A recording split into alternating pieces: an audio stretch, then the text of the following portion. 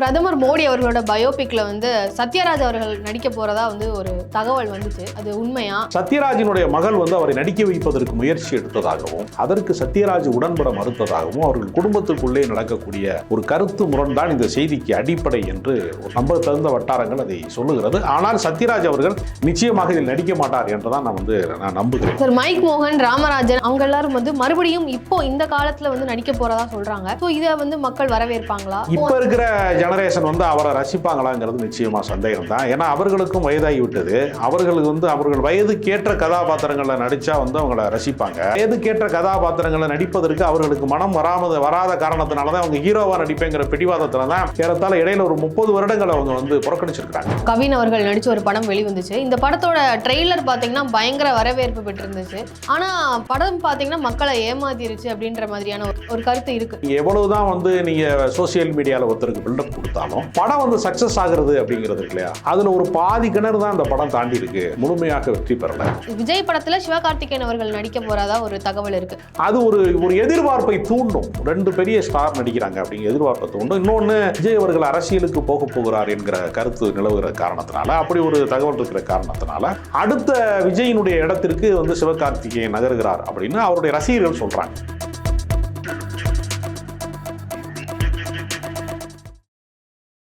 வகை தமிழ் நேயர்களுக்கு வணக்கம். இன்று நம்ம நேர்காணல்ல நம்மோடு இணைந்திருக்கிறார் ஊடகவியலாளர் திரு ராஜகம்பீரன் அவர்கள். வணக்கம். வணக்கம் சார், இப்போ பார்த்தீங்கன்னா பிரதமர் மோடி அவர்களோட பயோபிக்ல வந்து சத்யராஜ் அவர்கள் நடிக்க போறதா வந்து ஒரு தகவல் வந்துச்சு. அது உண்மையா? அப்படி ஒரு தகவல் நேற்று முழுக்க பரபரப்பு செய்தியாக இருந்தது. அந்த தகவலை வந்து ஒரு அதிகாரப்பூர்வ அறிவிப்பாக வராத பட்சத்திலே PRO நிகில் முருகன் வந்து அதை வந்து வெளிப்படுத்தினார். அவருடைய எக்ஸ் தளத்திலே வந்து அவர் சொன்னார் என்கிற ஒரு செய்தியிலிருந்து அது பரவியது. அந்த செய்தியை யார் கொடுத்தார்கள் என்று பார்க்கிற போது சத்யராஜினுடைய மகள் திவ்யா சத்யராஜ் என்பவர் தான் அந்த தகவலை அவருக்கு தந்ததாக ஒரு கருத்து நிலவுகிறது. உண்மையிலேயே அப்படி அவர் நடிக்கப் போகிறாரா? தன் வாழ்நாள் முழுக்க பெரியார் சிந்தனையிலேயே ஊறி கிடந்தவர், முற்போக்கு சிந்தனை கொண்டவர், பகுத்தறிவாளர், எந்த விதமான ஈகோவும் இல்லாதவர், சக கலைஞர்களோடு ரொம்ப இணைந்து பணியாற்றக்கூடியவர், ஒரு கொள்கை சார்ந்தவர் என்று வர்ணிக்கப்படக்கூடிய சத்யராஜ் அவர்கள் போய் அதற்கு நேர் எதிர் நிலைப்பாட்டிலே இருக்கக்கூடிய கதாபாத்திரங்களிலே நடிக்கிறது என்பது வேறு. ஆனால் வாழுகிற அரசியல் கதாபாத்திரமாக இருக்கக்கூடிய இவர் வந்து மோடியை வந்து ராஜபக்சே எப்படியோ ஹிட்லர் எப்படியோ அது மாதிரி அந்த தான் ஆளுகிற அந்த நிலத்திற்கு எதிரான, அந்த மக்களுக்கு எதிரான ஒரு ஆட்சியாளர் என்கிற பட்சத்தில் அந்த கதாபாத்திரத்தில் நடிப்பது எப்படி சரியாக இருக்கும் என்று பல பேர் ஆதங்கப்பட்டார்கள். ஆனால் சத்யராஜ் தரப்பிலே இருந்து அந்த தகவல் வந்து உறுதியான தகவல் இல்லை, அது உண்மை இல்லை என்பதாக அவர் மறுத்திருக்கிறார்.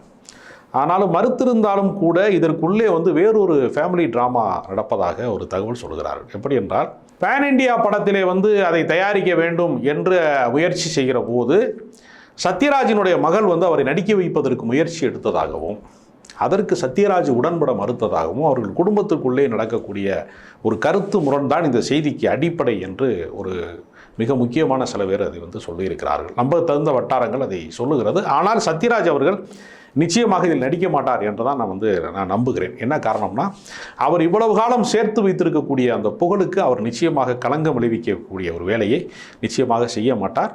அது அவருடைய பெருமைக்குரியதாகவும் அவருக்கு இருக்காது. சார், பார்ட்டி கல்ச்சர் அப்படிங்கிறது தமிழ் சினிமாவில் இருக்குது அப்படின்னு சொல்லியிருக்காங்க. ஸோ பார்ட்டி கல்ச்சர் மூலமாக தான் தமிழ் சினிமாவில் வாய்ப்புகள்லாம் வாங்கிட்டு இருக்காங்களா? வாய்ப்புகள் வந்து கலைஞர்கள் வந்து பெற்றுட்டு இருக்காங்களா? அது வெற்றி பெற்ற கலைஞர்கள் வந்து அதை கொண்டாடுவது அப்படிங்கிறப்ப சக கலைஞர்கள் எல்லாரோடையும் சேர்ந்து வந்து நட்சத்திர விடுதிகளிலே வந்து அவங்களுக்கு வந்து பார்ட்டி அரேஞ்ச் பண்ணுறது அப்படிங்கிறது எப்பொழுதுமே உள்ளது தான். அதில் என்ன செய்வாங்கன்னா, வெற்றி பெற முடியாத மற்ற கலைஞர்கள், சக கலைஞர்களாக இருக்கிறவங்க, நடிகர்களாக இருக்கிறவங்க, நடிகைகளாக இருக்கிறவங்க பல பேர் வந்து அதில் பங்கு பெறுவாங்க. அப்படி பங்கு பெறுவதன் மூலமாக ஒரு கவனம் பெறுறது தான். ஒரு இயக்குனருடைய பார்வையில் வந்து ஒரு நடிகை வந்து படும்போது இவங்களை நடிக்க வைக்கலாமே அப்படின்னு அவருக்கு அந்த கதை சார்ந்து தோணணும் அப்படிங்கிறதுக்கு நேரடியாக போய் வாய்ப்பு கேட்கறது வந்து சாதாரண நிலையில் இருக்கிறவங்க கேட்பாங்க. புகழ்மிக்கவர்கள் போய் கேட்க முடியாதுல்ல. ஒரு எஸ்டாப்ளிஷ் ஆர்டிஸ்டாக இருந்துட்டு ஒரு கட்டத்தில் பெரிய நடிகராக இருந்திருப்பாங்க, அல்லது சில முக்கியமான கதாபாத்திரம் நடிச்சிருப்பாங்க, அவங்க போய் வாய்ப்பு கேட்க முடியாது இல்லையா? அப்போ அதுக்கு வந்து இந்த மாதிரி பார்ட்டி கல்ச்சர் வந்து ரொம்ப பெரிய அளவில் உதவும். அது எப்போவுமே உள்ளது தான், அது ஒன்றும் புதிய விஷயம் கிடையாது. அதில் வந்து நீங்கள் அதிகமான போதை பயன்படுத்தப்படுகிற போதோ, அதிகமான வந்து அத்துமீறலான விஷயங்கள் நடக்கிற போது, வரம்பு மீறிய விஷயங்கள் நடக்கிற போது மட்டும் அது வெளியில் செய்தியாக மாறுகிறது. இப்போ நீங்கள் மற்றபடி வந்து இயல்பாக வந்து இது வந்து எப்பொழுதும் நடக்கக்கூடிய ஒரு விஷயம்தான். சார் மைக் மோகன், ராமராஜன் அவங்க எல்லாரும் வந்து மறுபடியும் இப்போ இந்த காலத்தில் வந்து நடிக்க போகிறதா சொல்கிறாங்க. ஸோ இதை வந்து மக்கள் வரவேற்பாங்களா? இதை ஒர்க் அவுட் ஆகுமா அவங்களுக்கு? 80களின் காலகட்டத்தில் வந்து மோகன் அவர்களுடைய படங்கள் பார்த்தீங்கன்னா வெள்ளி விழா திரைப்படங்கள்னு சொல்லுவாங்க. அவர் நடித்த படங்கள் அத்தனையுமே பார்த்தீங்கன்னா சில்வர் ஜூப்ளி படங்கள். இப்பொழுதெல்லாம் வெள்ளிக்கிழமை படம் ரிலீஸ் ஆகுது, சனிக்கிழமை ஞாயிற்றுக்கிழமை வரைக்கும் தான் அந்த படம் ஓடுது. திங்கக்கிழமை தேட்டரில் வந்து 10 டிக்கெட் கூட வரமாட்டேங்குது. பல பேர் எப்படி ஷோ போடுறது, ஏசிக்கு வந்து கரண்ட் பில்லே கட்ட முடியலை அப்படின்னு சொல்லக்கூடிய அளவுக்கு திரையரங்க நிலைமை மோசமாக இருக்கிறது. ஆனால் வந்து ஒரு 250 நாள் ஓடக்கூடிய படங்கள், 300 நாள் ஓடக்கூடிய படங்கள் அப்படிங்கிறதெல்லாம் பயணங்கள் முடிவதில்லை மாதிரி படங்கள், நிறைய படங்களில் வந்து அவர் அது மாதிரி நடிச்சிருக்காரு. இளையராஜாவினுடைய இசையினுடைய பொற்காலமாக இருந்த போதெல்லாம் ஆகச்சிறந்த பாடல்கள் அத்தனையிலையுமே பார்த்தீங்கன்னா மோகன் தான் நடிச்சிருப்பார். அதனால் இளையராஜாவினுடைய இசையினுடைய அந்த வீரியமும் இவருடைய நடிப்பும் வந்து பார்த்தீங்கன்னா இவர் உண்மையிலேயே பாடுறது மாதிரியே இருக்கும். உதயகீதம்ங்கிற படத்துலலாம் அவர் பாடகனாகவே நடிச்சிருப்பார். நிறைய படங்கள் அவர் வந்து இசைக்கலைஞராகவே நடிச்சிருப்பார். எல்லாமே சூப்பர் டூப்பர் ஹிட் அந்த காலகட்டத்துங்கெல்லாம். அதெல்லாம் என்னுடைய ஒரு பள்ளி பருவமாக இருந்த காலகட்டம் மாபெரும் ஹிட். அதுக்கு அடுத்து வந்து ஒரு பெரிய தமிழ் சினிமாவில் ஒரு பெரிய புயல் அடித்தது போல வந்து ராமராஜன் அவர்களுடைய வருகை. ராமராஜன் வந்து ராமநாராயணன் என்கிற இயக்குனரிடத்தில் வந்து உதவி இயக்குனராக இருந்தவர். அவர் ஒரு எதிர்பாராத ஒரு சூழலில் அவர் நடிகராக மாறுறாரு. நடிகராக அவர் டைரக்டர் ஆகணும்னு ஆசைப்பட்டு வந்தவர், வேறு இயக்குனராகவும் படங்கள் பண்ணியிருக்கிறார். அவர் நடிகராக ஆனதற்கு பின்னாடி என்ன ஆச்சுன்னா, அவர் எம்ஜிஆரினுடைய ஃபாலோவர். சின்ன எம்ஜிஆராகவே அவரை மக்கள் பார்த்தாங்க. அடுத்து இன்னொரு எம்ஜிஆர் தோன்றிட்டார் தமிழ் சினிமாவுக்கு அப்படிங்கிற மாதிரி பார்த்தாங்க. அவருடைய ஷூட்டிங் பார்க்கறதுக்கு கூடின கூட்டத்தை வந்து கண்ட்ரோல் பண்ண முடியாமல் போலீஸ் தடியடி நடத்திய காலங்கள்லாம் உண்டு. அவர் பார்த்தீங்கன்னா கிராமத்து படங்களில் தான் அவர் அதிகமாக நடிச்சிருக்கிறாரு. அந்த மாதிரி நடிக்கும் போது பார்த்தீங்கன்னா உண்மையிலேயே கிராமத்தை நோக்கி பாரதி ராஜா போன்றவர்கள்லாம் படம் எடுத்திருக்காங்களா. பாரதி ராஜா படத்தில் வந்து ஒரு விஷயம் என்னென்னா, அவர் கர்நாடக மாநிலம் மைசூர் பக்கத்தில் இருக்கக்கூடிய கிராமங்களில் போய் எடுப்பார் படத்தை. ரொம்ப பச்சை பசேன்னு இருக்கும் அப்படின்னு. அவருடைய ஊரில் தேனியில் எடுத்த படங்களே ரொம்ப குறைவு. கருத்தம்மா மாதிரி சில படங்கள் எடுத்திருக்கார் பின்னாடி, கிழக்கு சிமையிலே மாதிரி படங்கள். ஆனால் தொடக்க கால படங்களில் பார்த்தீங்கன்னா 16 வயதில் மாதிரி படங்களெல்லாம் அவர் முழுக்க முழுக்க மைசூரில் தான் எடுத்தார். ஆனால் ராமராஜன் படங்கள் எங்கே எடுக்கப்பட்டுச்சு அப்படின்னு பார்த்தீங்கன்னா, நம்ம சென்னைக்கு மிக மிக அருகில் இருக்கக்கூடிய அந்த போரூர், குன்றத்தூர் மாதிரி ஊர்கள்லாம் இருக்குல்ல, அது இப்பொழுதெல்லாம் குடியிருப்புகளாக மாற்றப்பட்டு விட்டது. அது முழுக்க முழுக்க வயக்காடாக தான் இருந்துச்சு எல்லாமே. அந்த வயல்வெளிகளில் போய் குன்றத்தூர் பகுதியில் போய் தான் அவங்க பெரும்பாலான படங்களை வந்து எடுத்தாங்க. அப்போ பட்ஜெட் ரொம்ப கம்மி. ராமராஜனுடைய ஒரு பெரிய சிறப்பு என்னென்னா, பெரிய பெரிய ப்ரொடியூசர்ஸுக்கெலாம் அவர் டேட்டே கொடுக்கல. பெரிய டைரக்டர் படங்கள்லேயும் அவர் நடிக்கவே இல்லை. அவர் நடித்தது பூராமே சின்ன படங்கள், லோ பட்ஜெட் படங்கள். அது மாதிரி சிறிய தயாரிப்பாளர்களை வாழ வைத்தவர்னு கூட அவரை சொல்லலாம். அந்த மாதிரி ஒரு காலகட்டம் இருந்துச்சு. அவங்க இப்ப நடிச்சா ஒர்க் அவுட் ஆகுமா? இப்போ இருக்கிற ஜெனரேஷன் வந்து அவரை ரசிப்பாங்களாங்கிறது நிச்சயமா சந்தேகம் தான். ஏன்னா அவர்களுக்கும் வயதாகி விட்டது. அவர்களுக்கு வந்து அவர்கள் வயதுக்கேற்ற கதாபாத்திரங்களில் நடித்தா வந்து அவங்கள ரசிப்பாங்க. ஆனால் வந்து வயதுக்கேற்ற கதாபாத்திரங்களை நடிப்பதற்கு அவர்களுக்கு மனம் வராத காரணத்தினால தான் அவங்க ஹீரோவாக நடிப்பேங்கிற பிடிவாதத்தில் தான் ஏறத்தாழ இடையில ஒரு 30 வருடங்கள் அவங்க வந்து புறக்கணிச்சிருக்கிறாங்க. அதனால் மறுபடியும் ரசிகர்கள் அவர்களை கொண்டாடுவார்களான்னா சினிமாவுக்கு வந்து இலக்கணம் கிடையாது. நிச்சயமாக இவர் வெற்றி பெறுவார், இவர் வெற்றி பெற மாட்டார் அப்படின்னு முன்கூட்டி யாரையும் சொல்ல முடியாது. அந்த கதை அவர்களுக்கு பொருத்தமான கதையாக இருக்கும் பட்சத்தில் அந்த படம் நல்லா இருந்துச்சுன்னா ஓடுமே தவிர ஸ்டார் வேல்யூ அப்படிங்கிறது அவங்களுக்கு இந்த ஜெனரேஷனில் நிச்சயமாக கிடையாது. ஓகே சார், இப்போ வந்து ஸ்டார் படம் அப்படின்னு ஒரு கவின் அவர்கள் நடித்த ஒரு படம் வெளிவந்துச்சு. இந்த படத்தோட ட்ரெய்லர் பார்த்தீங்கன்னா பயங்கர வரவேற்பு பெற்றிருந்துச்சு.